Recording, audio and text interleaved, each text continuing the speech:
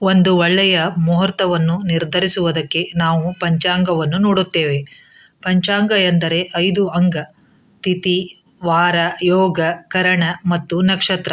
ಇವು ಆ 5 ಅಂಗಗಳು. ಇವುಗಳಲ್ಲಿ ತಿಥಿ ತುಂಬ ಮುಖ್ಯವಾದುದು. ಪ್ರತಿಯೊಂದು ತಿಥಿಗೂ ಅದರದೇ ಆದ ಮಹತ್ವವಿದೆ. ಒಂದೊಂದು ತಿಥಿಯಲ್ಲಿ ಒಬ್ಬೊಬ್ಬ ದೇವರು ಜನಿಸಿದ್ದಾರೆ. ಪಾಡ್ಯಮಿ ತಿಥಿಯಲ್ಲಿ ಬ್ರಹ್ಮದೇವರ ಜನನ, ಬಿದಿಗೆ ತಿಥಿಯಲ್ಲಿ ಅಶ್ವಿನಿ ದೇವತೆಗಳ ಜನನ, ತದಿಗೆ ತಿಥಿಯಲ್ಲಿ ಗೌರಿ ದೇವಿಯ ಜನನ. ಅದಕ್ಕೆ ತದಿಗೆ ಗೌರಿ ಅನ್ನುವುದು. ಚೌತಿ ತಿಥಿಯಲ್ಲಿ ವಿನಾಯಕನ ಜನನ.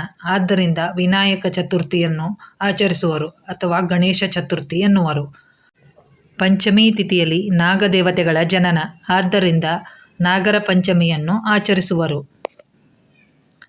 ಷಷ್ಠಿ ತಿಥಿಯಲ್ಲಿ ಕುಮಾರಸ್ವಾಮಿಯ ಜನನ.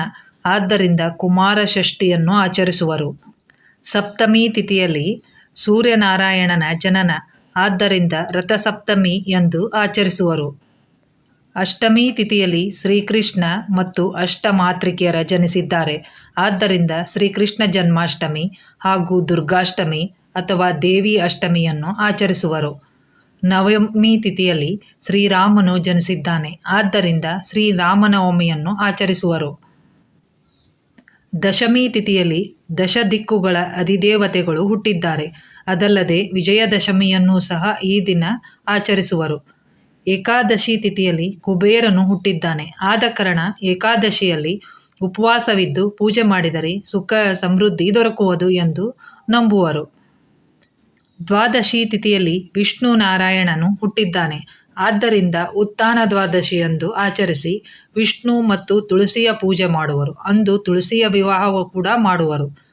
ತ್ರಯೋದಶಿ ತಿಥಿಯಲ್ಲಿ ಧರ್ಮದೇವತೆ ಹುಟ್ಟಿದ್ದಾರೆ. ಆದ ಕಾರಣ ತ್ರಯೋದಶಿಯನ್ನು ಆಚರಿಸುವರು. ಚತುರ್ದಶಿ ತಿಥಿಯಲ್ಲಿ ಈಶ್ವರನ ಜನನ. ಆದ್ದರಿಂದ ಶಿವರಾತ್ರಿ ಹಬ್ಬವನ್ನು ಚತುರ್ದಶಿ ದಿನದಂದು ಆಚರಿಸುವರು. ಹುಣ್ಣಿಮೆ ತಿಥಿ ಅಥವಾ ಪೂರ್ಣಿಮೆಯಂದು ಚಂದ್ರನು ಹುಟ್ಟಿದ್ದಾನೆ. ಪೂರ್ಣಿಮೆಗಳಲ್ಲಿ ಸಹ ವಿಶೇಷ ಪೂಜೆಯನ್ನು ಮಾಡುವರು. ಗುರು ಪೂರ್ಣಿಮಾದಲ್ಲಿ ಗುರುವನ್ನು ಪೂಜಿಸುವರು. ಇನ್ನು ಅಮಾವಾಸ್ಯೆಯಲ್ಲಿ ಪಿತೃದೇವತೆಗಳು ಹುಟ್ಟಿದ್ದಾರೆ. ಆದ್ದರಿಂದ ಆ ದಿನ ಪಿತೃ ಕಾರ್ಯ ಮಾಡುವುದು ಹಾಗೂ ಹಿರಿಯರಿಗೆ ತರ್ಪಣವನ್ನು ಕೊಡುವುದು. ಇದರಿಂದಾಗಿ ಪಿತೃದೋಷ ನಿವಾರಣೆಯಾಗುವುದು. ಈ ಆಚರಣೆಗಳು ಎಷ್ಟು ಅರ್ಥಪೂರ್ಣವಲ್ಲವೇ? ಮತ್ತೊಂದು ಉಪಯುಕ್ತ ವಿಡಿಯೋದೊಂದಿಗೆ ಭೇಟಿಯಾಗೋಣ. ಮರೆಯದೆ ಸಬ್ಸ್ಕ್ರೈಬ್ ಆಗಿ. ಎಲ್ಲರಿಗೂ ತುಂಬ ಧನ್ಯವಾದಗಳು.